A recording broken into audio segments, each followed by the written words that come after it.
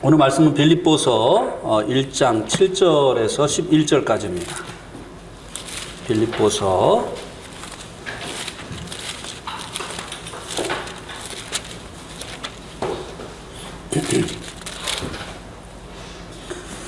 1장 7절에서 11절.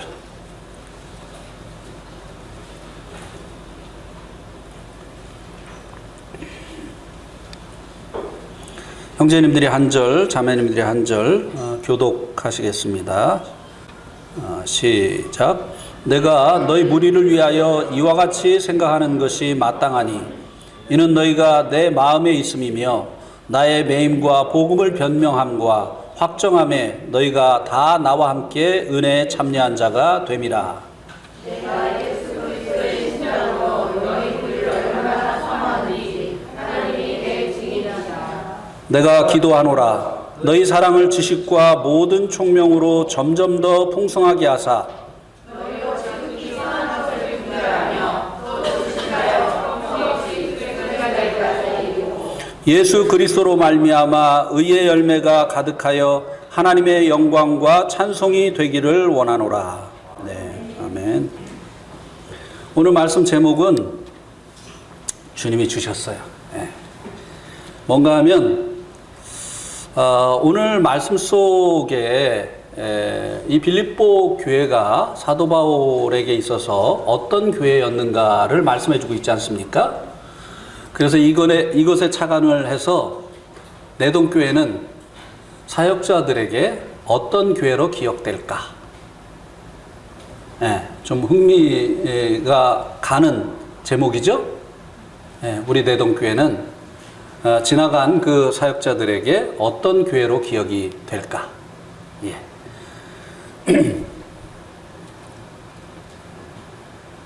긴장도 되죠? 네.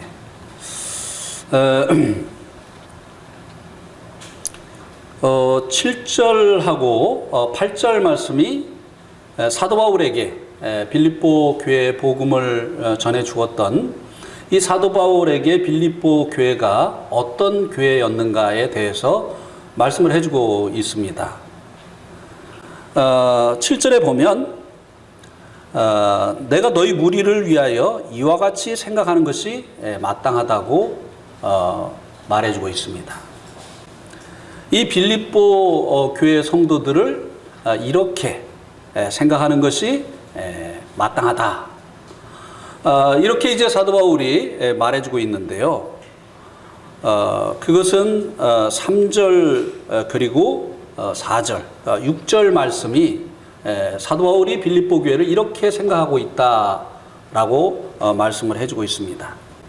3절에 보면 내가 너희를 생각할 때마다 나의 하나님께 감사하며 4절 간구할 때마다 너희 무리를 위하여 기쁨으로 항상 간구함은. 사도 바울이 이 빌립보 교회를 생각할 때마다 하나님께 감사하고 또 기쁨이 있었다고 말씀해 주고 있습니다. 이 빌립보 교회는 사도 바울에게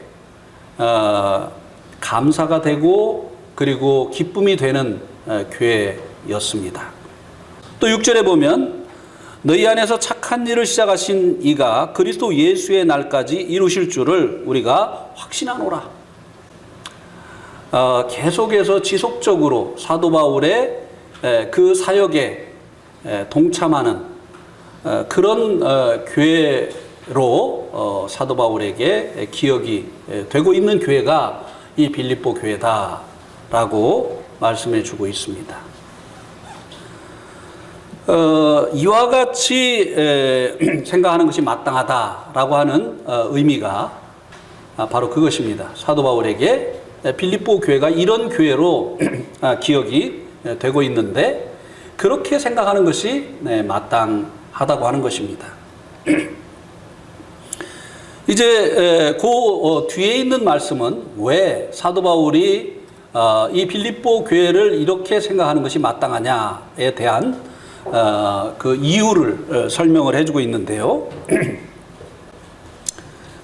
이는 너희가 내 마음에 있음이며 나의 매임과 복음을 변명함과 확정함에 너희가 다 나와 함께 은혜에 참여한 자가 됨이라.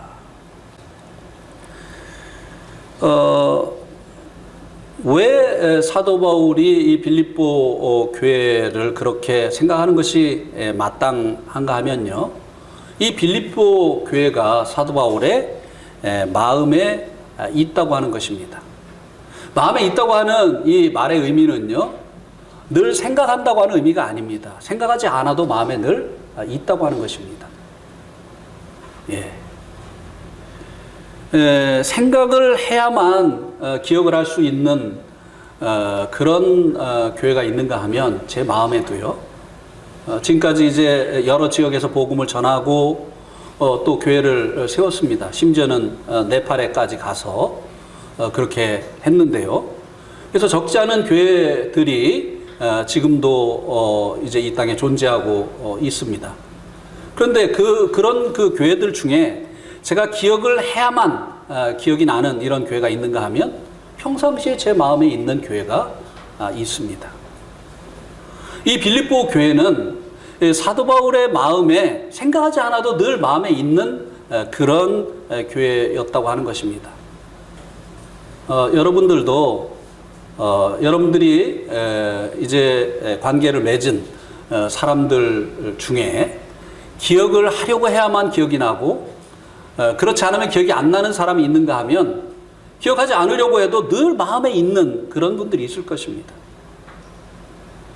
어디에서 그런 차이가 나게 되는 것일까요? 그가 이제 나를 기억했었던 것입니다.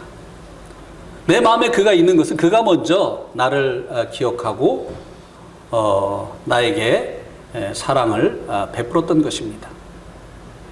이것이 이제 그가 늘 내 마음에 있게 되어진 이유라고 하는 것입니다. 그래서 이제 이 빌립보 교회가 사도 바울의 그 마음에 늘 있는 그런 교회였는데요. 어떻게 그렇게 할 수 있었는가를 그 다음 말씀이 설명해 주고 있습니다. 나의 매임과 복음을 변명함과 확정함에 너희가 다 나와 함께 은혜에 참여한 자가 됨이라. 이 빌립보 교회가 사도 바울의 일에 늘 동참을 하는 그 교회였었기 때문에 사도 바울의 마음에 늘 남아 있었던 것이죠. 사도 바울이 얼마나 많은 지역에 가서 복음을 전하고 교회를 세웠습니까? 그런데 그 많은 교회들 중에 사도 바울의 일에 동참했었던 교회는 빌립보 교회가 유일했었다고 하는 것을 우리가 지난번에 말씀을 통해서 살펴보았습니다. 그런 것이죠. 그들이 먼저 이제 사도 바울을 기억하고 사도 바울에 대한 그 사랑을 여러 가지 일들을 통해서 나타내 보여주었기 때문에 사도 바울의 마음에 늘 이 빌립보 교회가 있었던 것입니다. 제 마음에도 그런 교회가 있습니다. 저희가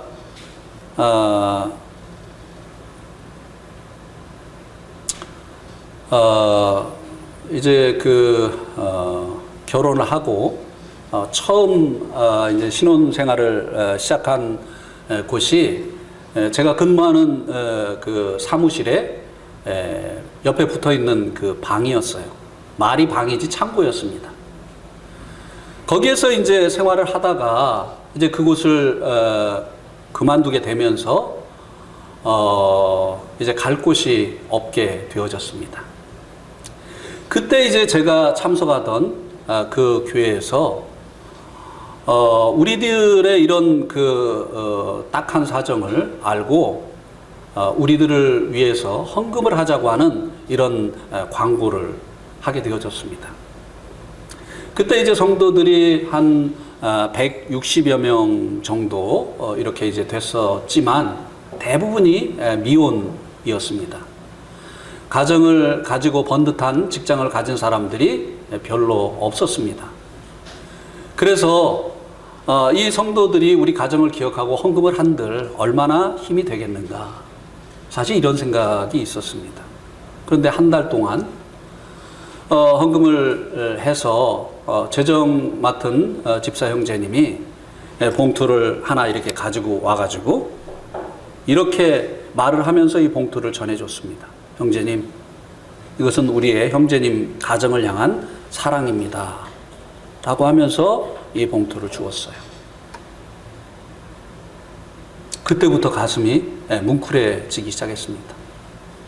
그때부터 이 교회가 제 마음에 새겨진 것입니다. 각인되어진 거예요. 집에 가서 이제 두 부부가 앉아서 그 돈을 세기 시작하는데요. 예상을 뛰어넘는 거예요. 결국은 울고 말았습니다. 두 부부가 같이 울었어요. 그러면서 그때 이제 이렇게 이야기를 했습니다. 여보, 우리 이들을 위해서 죽읍시다. 우리 마음속에서 그런 마음이 일어났어요. 이들을 위해서 죽자. 네. 지금도 저는 그렇게 고백할 수 있습니다. 제 목숨을 바칠 수 있는 것 두 가지가 있습니다. 하나는 복음을 위해서이고 하나는 성도들을 위해서입니다. 그들을 위해서는 무엇이든지 줄 수 있는 이런 마음을 그들이 갖게 해 주었던 것이에요. 이 사도 바울에게 있어서 이 빌립보 교회는 늘 그 마음에 있는 이런 교회였다고 하는 것입니다. 왜요? 사도 바울이 곳곳에 가서 복음을 전하고 그리고 또 확정하고 하는 이와 같은 일에 그들이 늘 동참하였기 때문입니다. 기도로, 물질로. 네.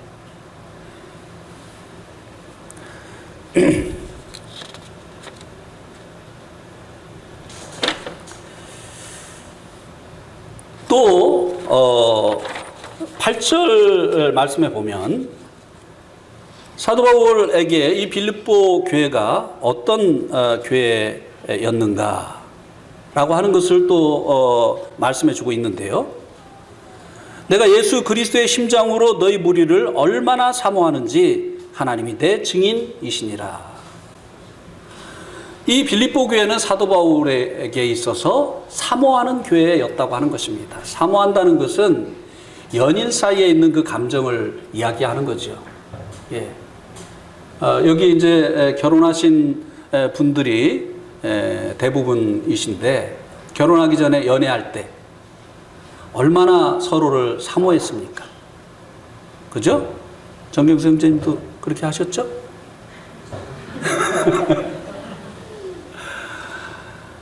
저희는 참 아주 유달랐던 것 같습니다. 예. 매일 만나는데도요.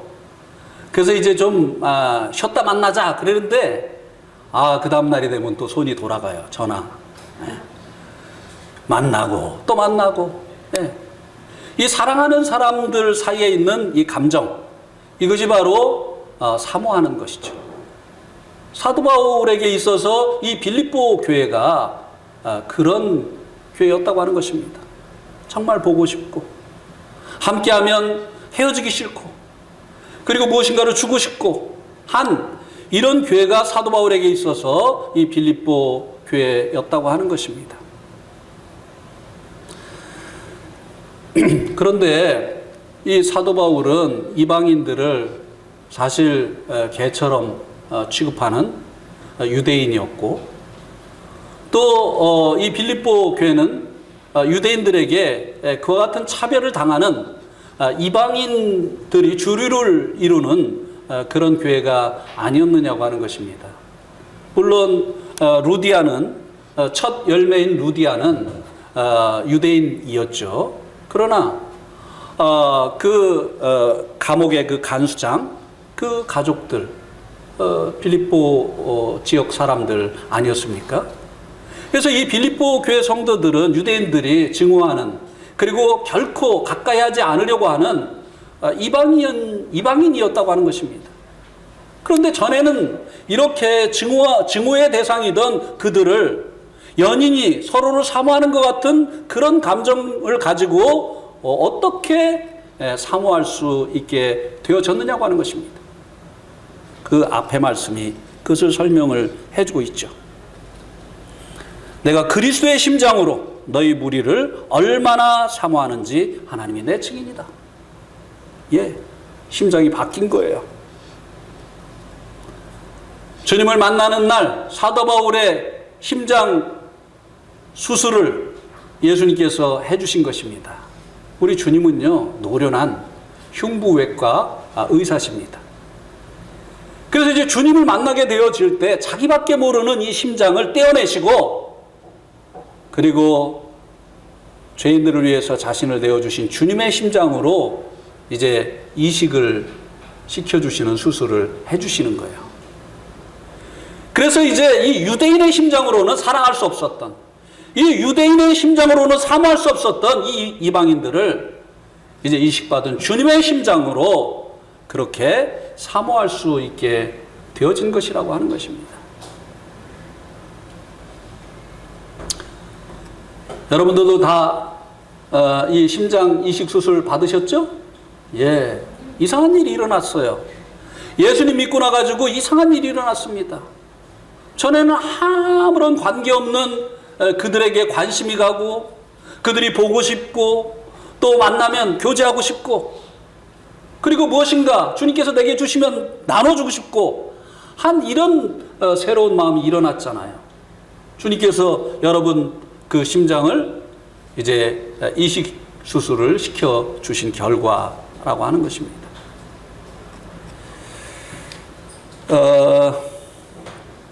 2018년 5월 8일 날, 그러니까 이제 3년 전이죠. 네팔에서 형제들이 데라툼이라고 하는 지역에 가서 복음을 전하다가 이제 주민들의 신고 때문에 경찰에 체포가 되어지고 이제 수감이 되어졌습니다. 그래서 이제 여러 번의 재판을 받은 끝에 5월 23일 날 형제들이 6명의 그 형제들이 석방이 됐습니다. 그때 이제 네팔로부터 우리가 이 소식을 듣게 됐죠. 네팔의 형제들이 지방에 복음을 전하러 가서 복음을 전하다가 신고를 당해서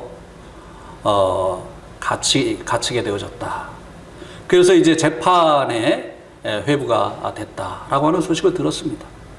그리고 네팔의 현행법에 저촉이 되기 때문에 3년 정도의 형을 받을 수 있다라고 하는 그런 소식을 들었습니다. 여러분, 네팔 사람하고 우리가 무슨 관계가 있습니까? 그들을 언제 봤습니까? 그들을 우리가 어떻게 압니까? 그런데 우리는 그 소식을 듣고 남의 일로 생각지 않았어요. 기도했죠. 또 헌금했죠. 이런 일들이 바로 주님께서 우리의 심장을 바꿔주신 것으로 인해서 일어나는 그런 일이라고 하는 것입니다. 그때 이제 감옥에 갇혀서 있었던 형제 6명의 형제 중에 디네스 형제가 이제 기록한 그 글을 제가 오늘 여러분들에게 읽어 드리겠습니다. 전에도 제가 이것을 이제 홈페이지에 올렸었는데 아마 잊어버리셨을 거예요. 디네스 형제가 감옥에 갇혀서 쓴 글입니다. 우리가 투옥된 후에 온 세상의 성도들이 우리를 위해서 기도하고 있음을 알았을 때 우리는 너무 기뻤습니다.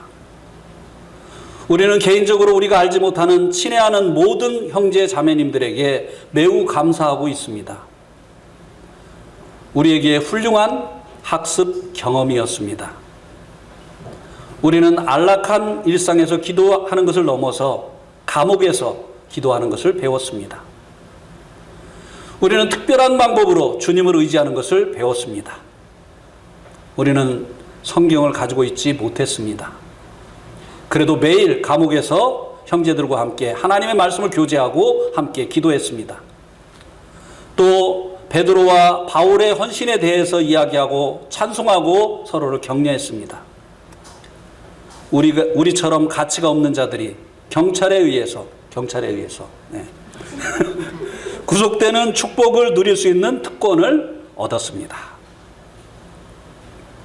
우리는 8명의 함께 수감된 사람들에게 복음을 전했습니다. 모든 경찰관이 우리에게서 압수한 전도지를 읽었습니다.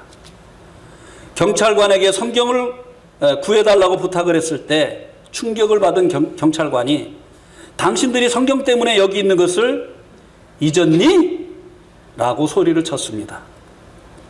다른 교회 성도들이 찾아와서 감옥 밖에서 우리를 위해서 기도했습니다. 인도에서 성도들이 찾아온 것을 보고 격려가 되었습니다. 그리고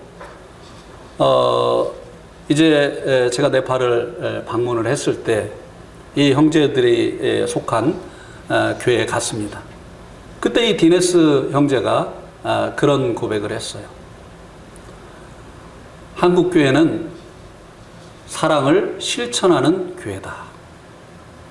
사랑에 대한 메시지를 많이 들었지만 사랑을 보여주는 교회는 우리는 한국 교회라고 하는 사실을 알게 되었습니다. 이렇게 이야기를 했어요. 예.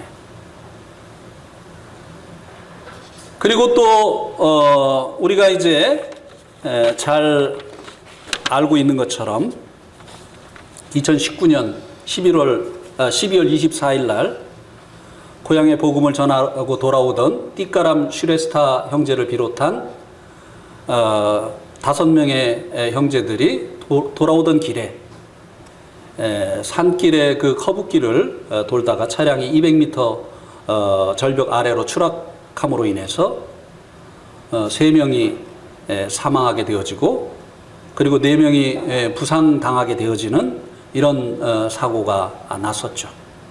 슈레스타 형제는 이제 주님의 부르심을 받고 하늘나라로 가게 되어지고 함께 동승했었던 이제 그 마을 주민 2명이 또 죽음을 당하게 되어졌고 4명의 형제들은 중상을 입고 병원에 입원을 하게 됐지 않습니까?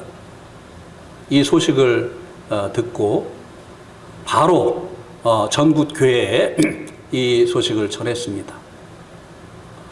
이 성도들이 이 사고를 당한 형제들 그 교회 그리고 그 가족을 기억하고 즉시 헌금을 했는데요. 좀 제가 너무 놀랐습니다. 2억의 헌금이 들어왔어요. 2억이라고 하는 이 헌금이 들어왔습니다. 그곳의 형제들은 굉장히 당황을 했죠. 왜냐하면 그 차를 운전하던 형제가 사망자가 생김으로 인해서 또 부상자가 생김으로 인해서 좋은 일을 하려다가 가해자가 되어진 것입니다. 그래서 사망한 사람들에게 보상금을 줘야 되고 그리고 이 부상한 사람들을 치료해 줘야 되는 이런 엄청난 문제를 떠안게 되어진 거예요. 이건 네팔 교회가 감당할 수 있는 일이 아니었어요. 그들에게 이것은 정말 히말라야 산맥처럼 감당할 수 없는 아주 큰 문제였습니다. 그런데 저희들이 한국의 그 헌금한 한국 성도들이 한 그 헌금을 가지고 가서 이 문제를 다 해결해 주지 않았습니까? 그리고 자녀들을 위한 장학금을 만들고 대학까지 다닐 수 있도록 그리고 그 슈레스타 형제가 섬기던 그 교회 예배당을 또 건축을 해주고 지금 이제 완공 단계에 있습니다. 코로나가 아니었으면 이미 완공이 되었을 텐데요.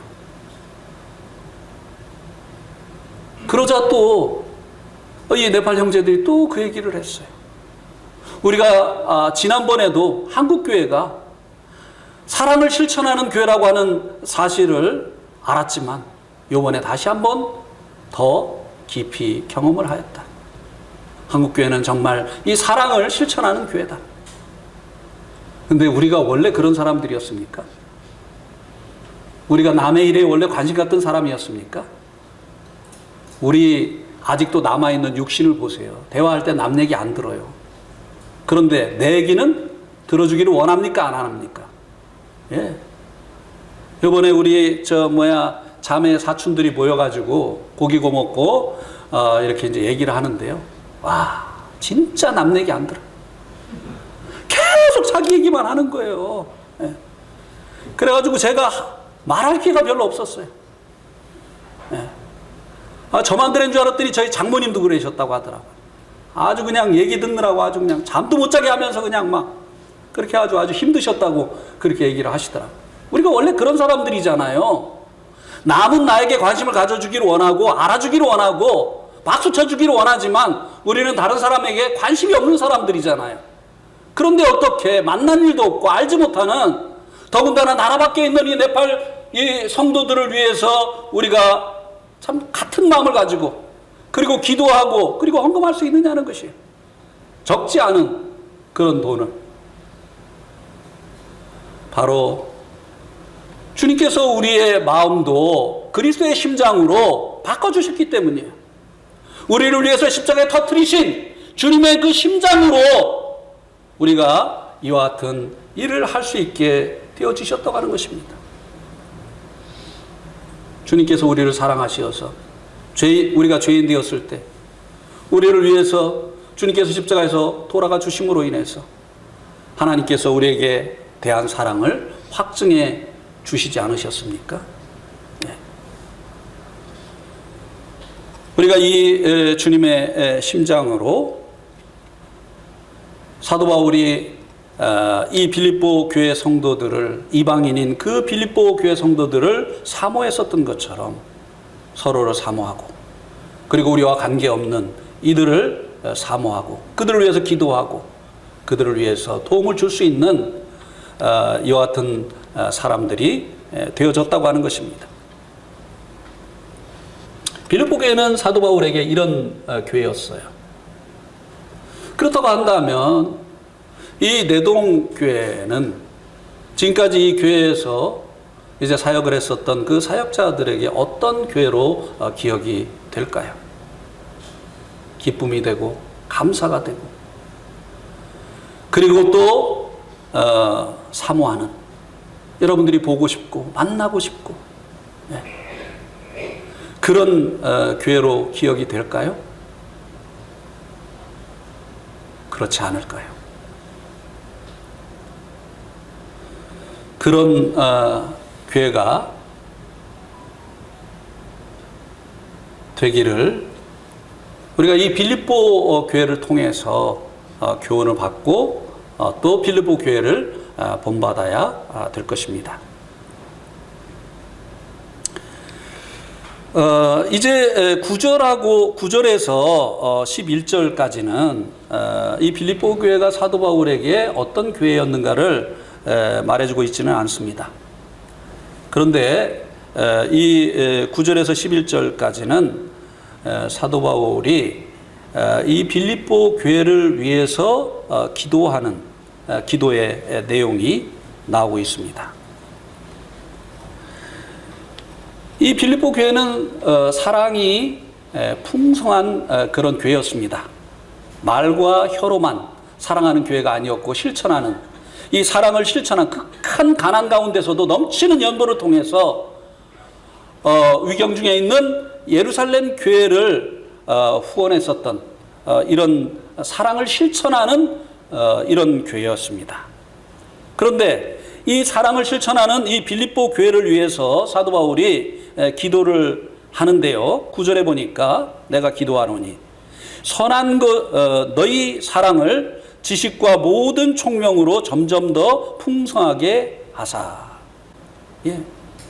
사랑이 풍성한 이 빌립보 교회, 실천적인 이 사랑이 있는 이 빌립보 교회가 그 사랑이 더 풍성해지기를 위해서 기도하고 있다고 하는 것입니다.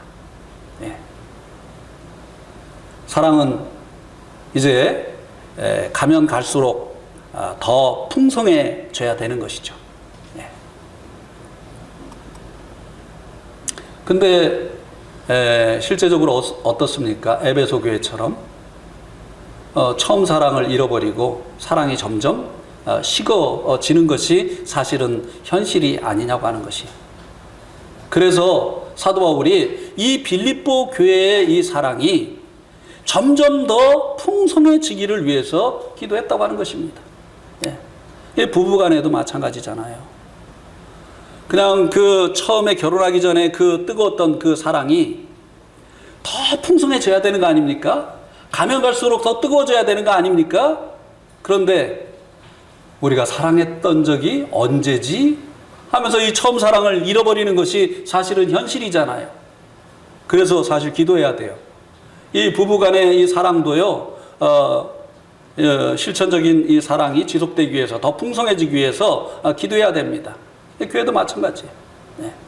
그래서 사도 바울이 이 교회의 사랑이 더 풍성해지기를 위해서 기도를 했다고 하는 것입니다. 그런데요, 이 사랑이요, 지식과 모든 총명으로 점점 더 풍성해지기를 기도했다고 하는 것입니다. 지식과 총명으로.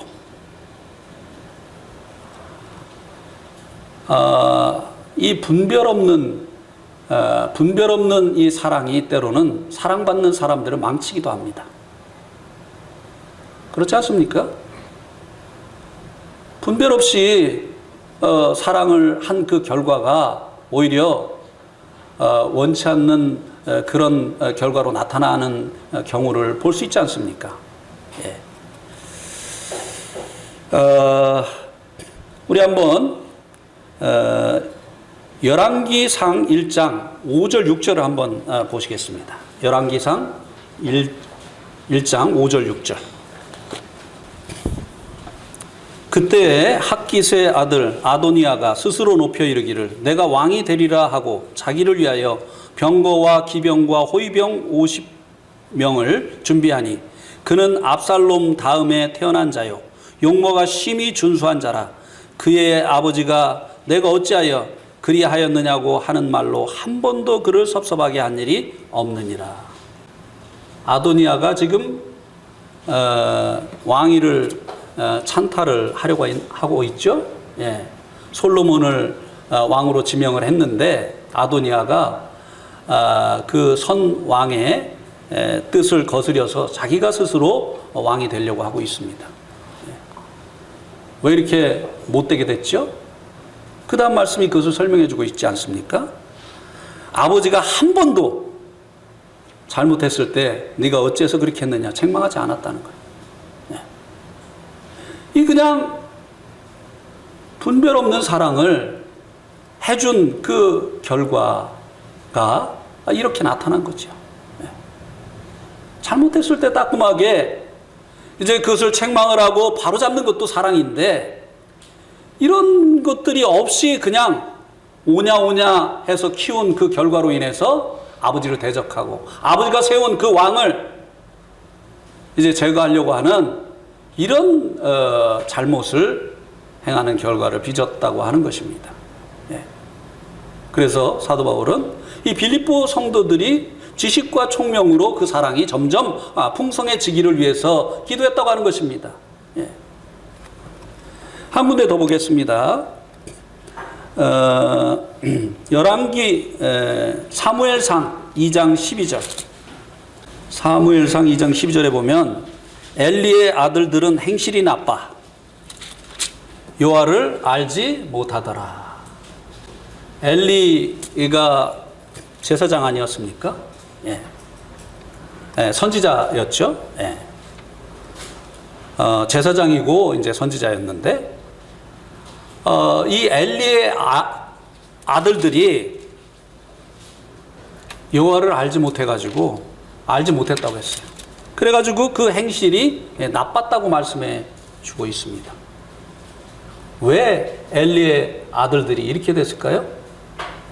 아버지 잘못이에요. 이 아버지도요, 이 자식이 잘못할 때요, 바로 잡지 않았어요. 한번 볼까요? 22절 한번 보세요. 22절 엘리가 매우 늙었더니 그의 아들들이 온 이스라엘에게 행한 모든 일과 회막문에서 수종드는 여인들과 동침하였음을 듣고 그들에게 이르되 너희가 어찌하여 이런 일을 하였느냐. 이게 말이 됩니까? 그 하나님을 섬기는 여인들과 지금 간음을 했어요. 그런데 너희가 어찌하여 이런 일을 하였느냐? 이게 책망입니까? 아니잖아요.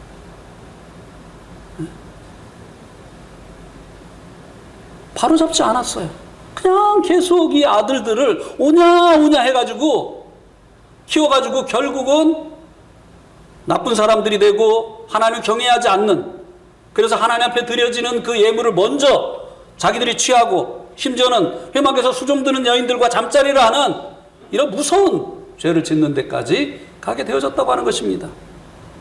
예, 이 지식 없는 사랑은요, 오히려 그 사랑받는 사람들이 이렇게 망칠 수 있다고 하는 것입니다.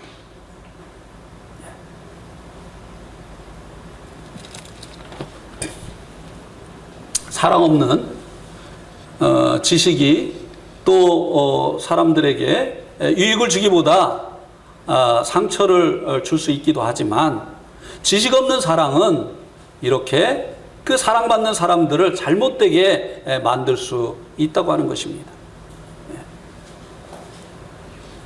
그래서 우리가 특히 이제 부부 생활을 할 때도 그렇고 또 자녀들을 양육할 때도 이것을 기억해야 됩니다. 분별 없이 이 사랑을 하면 이런 결과가 빚어질 수 있다라고 하는 것을 기억을 해야 됩니다. 아이들이 하고 싶은 대로 그대로 놔두고 방치하고 해달라는 거 다 해주고, 그래가지고 자기를 꺾어본 일이 한 번도 없는 이런 아이들이요, 커가지고요, 누구 말을 듣겠습니까? 누구 밑에 가서 일을 배울 수 있겠어요? 안 배워요. 야단 한 번 치면은 막 난리가 일어납니다.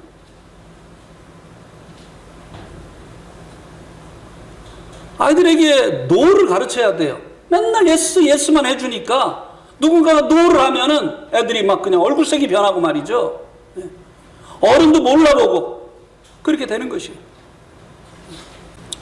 또 한 군데를 찾아보겠습니다. 베드로전서 3장 7절을 한번 보시기 바랍니다.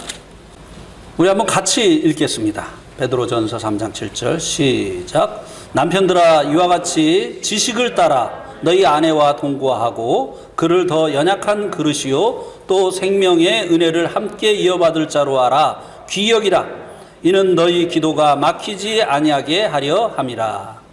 자, 여기 보니까 남편들에게 지식을 따라 너희 아내와 동거하라고 했죠. 그죠?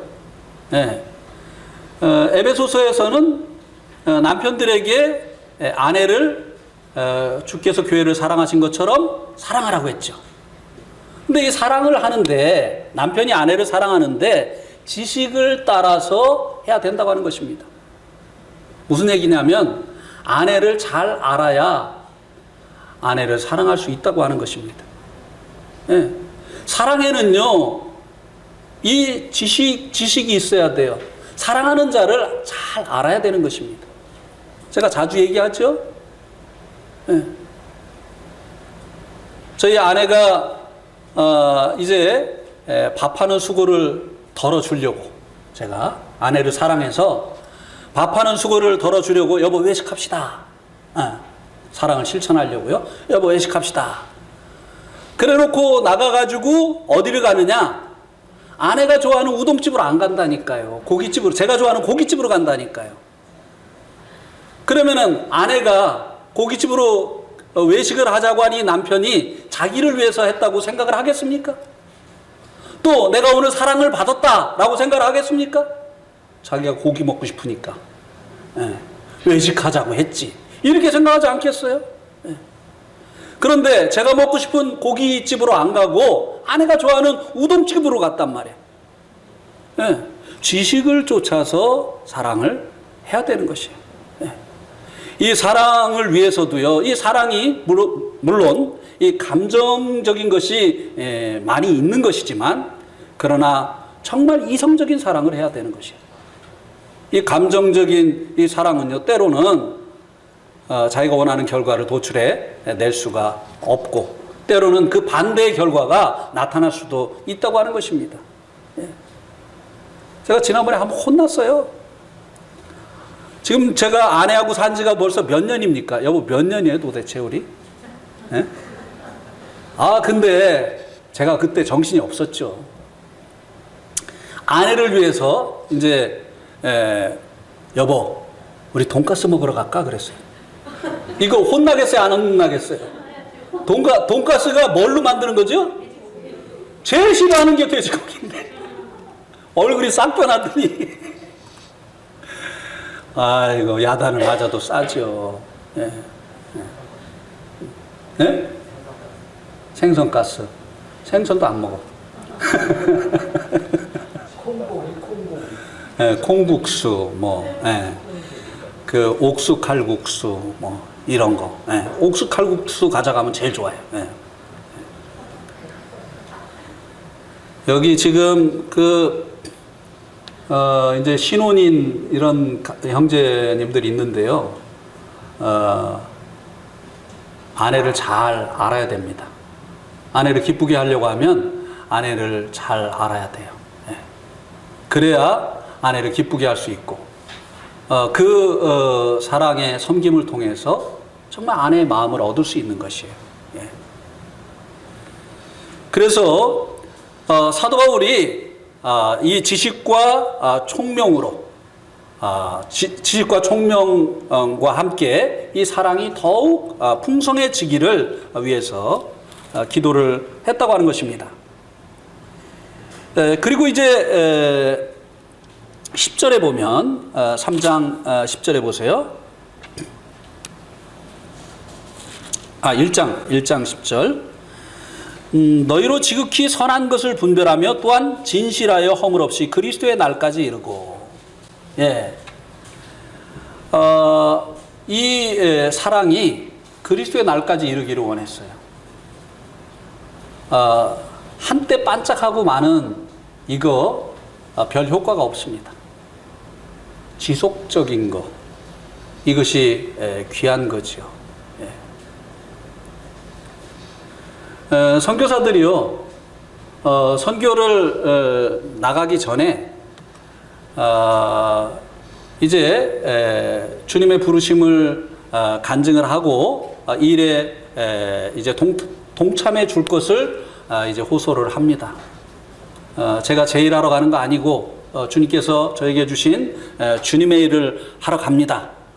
이 주님의 일에 동참해 주시기를 바랍니다 하면서 동참을 호소를 하지요. 그런데 이 선교사들은요, 몇몇 사람이 많은 그 후원하는 것을 원치 않습니다. 왜 그럴까요? 그 많이 하던 사람 한 사람만 빠지면요, 굉장한 그 타격이 옵니다. 선교하는 일에. 그래서 선교사들이 원하는 것은 뭐냐면요, 조금씩 많은 사람이 지속적으로 하는 것을 원해요. 네. 그게 안전해요. 그래서 조금씩 여러 사람이 하다가 몇몇 사람이 지속적으로 못하게 되어진다 할지라도 그 선교 사역을 하는데 큰 문제가 없거든요. 네. 그런데 몇몇 사람들이 제가 후원을 하겠습니다 하면서 이렇게 크게 후원을 하는 사람들이 이제 그 성도들이 있는데, 이런 성도들이 몇몇만 있으면요, 사실은 이게 지속되지 않으면 굉장히 어려워지죠. 선교를 하면 할수록 일이 많아지고 선교비가 더 필요하게 되어지는데, 사실 이렇게 지속적으로 하는 이런 분들은 그렇게 많지가 않아요. 예. 그래서 사도 바울이 이 빌립보 성도들의 이 사랑이 지속되어지기를 위해서 기도했다고 하는 것입니다. 그리고 이 지속되는 그 과정 가운데서 굉장히 중요한 건데요, 진실하여 허물이 없기를 원했다고 하는 것입니다. 많은 사람들이 간증을 잃어버리잖아요. 여러 가지 이유로 해서. 진실함을 잃어버리고 그 허물이 생김으로 인해서 그 간증을 잃어버리는 이런 사람들이 있지 않습니까? 그래서 사도 바울은 그들이 계속해서 진실하고 허물이 없는 이런 상태에서 지속적으로 사랑을 행하기를 원했다고 하는 것입니다. 많은 주님의 귀한 종들이 여러 가지 그 문제로 인해서 간증을 잃어버린 이런 경우가 있지 않느냐고 하는 것이에요. 지금까지는 잘했는데 앞으로도 잘해야 되고, 그리고 마지막 그리스도의 심판대 앞에 쓰는 그날까지 계속 잘해야 된다고 하는 것입니다. 그래서 우리가 서로를 위해서 이런 것들을 위해서 기도를 해야 되는 것이죠. 마지막으로 11절에서는 의의 열매가 가득하여서 하나님의 영광과 찬송이 되기를 원한다고 고백을 해주고 있습니다. 하나님의 영광과 찬송이 되기를 위해서 기도했습니다. 이 말은 하나님께 자랑스러운 이 빌립보 교회가 되기를 원했다고 하는 것입니다. 우리 이제 나이 먹은 사람들이 모이면 젊었을 때는 이제 자기 자랑 하잖아요. 뭐 자기가 무슨 일을 한다, 자기가 어디서 이제 공부를 했다, 뭐 이렇게 하면서 젊었을 때는 사람들이 모이면 자기 자랑하는데, 나이가 들면요, 그 다음에는 뭐 자랑하는 줄 아세요? 자식 자랑이에요. 우리가요, 하나님께 자랑이 되어지는 그런 존재가 되어져야 된다고 하는 것입니다. 사도 바울이 이 빌립보 교회가 하나님께 영광과 찬송, 하나님의 자랑거리가 되는 그런 교회가 되기를 위해서 기도했다고 하는 것입니다. 저희 아버지가 목사님들이 모이셔서 우리 아들은 지금 삼성에 다니고 있어, 이렇게 자랑을 하시고, 우리 아들은 지금 미국에 유학 가 있어, 이러면서 자랑을 하시는데, 그냥 저는 자랑할 게 없잖아요. 근데 세월이 지나서 막 그 아들들이 아버지를 안 모셔요. 그 삼성에 다니는 아들들이 아버지를 안 모셔요. 아버지를 돌아보지 않아요. 자기들만 잘 먹고 잘 사는 거예요. 또 유학 갔다 온 그 가정이 깨져요. 그래가지고 부끄러워가지고 자식 얘기를 이제 못하는 거예요. 옛날에는 모이면 막 우리 자식이 삼성 다녀, 우리 자식 그냥 유학 갔어, 막 이렇게 하는데, 지금은요, 우리 아버지만 자랑하세요. 우리 아버지만. 목사님들 모이면요, 우리 아버지만 자랑.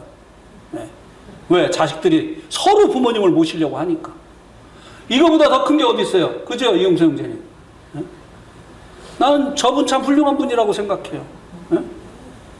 장모님 모시고 살잖아요. 이게 보통 일이에요? 정말 훌륭한 분이에요. 그냥 자기 친부모도 안 모시려고 서로 막 그냥 떠넘기고 말이죠. 이것 때문에 막 싸우고 이렇게 하지 않습니까? 그러니까 저희 아버지가 옛날에 아무 말씀도 안 하고 계시다가, 옛날엔 뭐라고 아버지는 그러면은 그분들이 그렇게 자식 자랑하면은 아버지는 저에 대해서 뭐라고 얘기하세요? 그러니까 나도 있지. 뭐 자랑하세요? 우리 아들은 오직 예수야. 이렇게 자랑해. 그래서 내가 아멘. 근데 지금은요, 저희 아버지가 제일 자랑이 많으신 거예요. 우리 교회가 그런 교회가 돼야 되겠죠. 하나님 보실 때 참 내 동께 자랑할 것이 많은, 하나님을 영광스럽게 하는 이런 교회가 되어야 될 것입니다. 사도 바울이 빌립보 교회가 이런 교회가 되기를 위해서 기도한 것처럼, 우리가 또 우리 내동교회를 위해서 이렇게 기도하고, 또 우리의 기도를 필요로 하는 이런 교회들이 이런 교회가 되도록 기도를 해야 될 것입니다. 오늘 말씀 여기까지 드리도록 하겠습니다.